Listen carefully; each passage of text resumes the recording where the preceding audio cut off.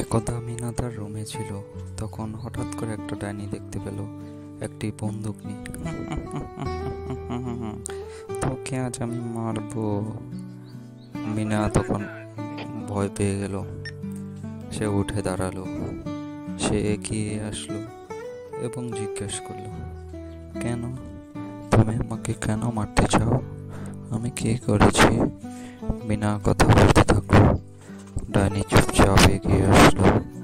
উঠতে উঠতে ডাইনিটা এগিয়ে আসলো। তারপর এসে মিনার কোনো কথা না শুনে তাকে বলল, তোকে আমি মেরে ফেলবো। এই কথা বলে মিনাকে লাথি মারতে থাকলো এবং বন্দুক দিয়ে আঘাত করলো। ফলে মিনা পড়ে গেল। আর ডাইনিটা কিছুক্ষণ দাঁড়িয়ে থাকার পর দেখে চলে গেল।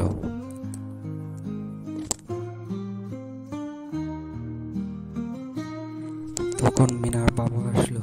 মিনার বাবা এসে দেখে তার মেয়েকে দেখে দৌড়ে তার কাছে আসলো।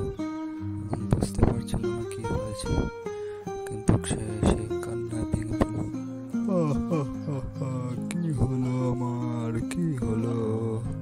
কিন্তু মিনার বাবা ভেঙে পড়ল না। সে রাগে গচ্চাতে থাকলো এবং মেয়ের প্রতিশোধ নেবে এই কথা ভেবে সে ডাইনির পিছু পিছু চলে যেতে থাকলো।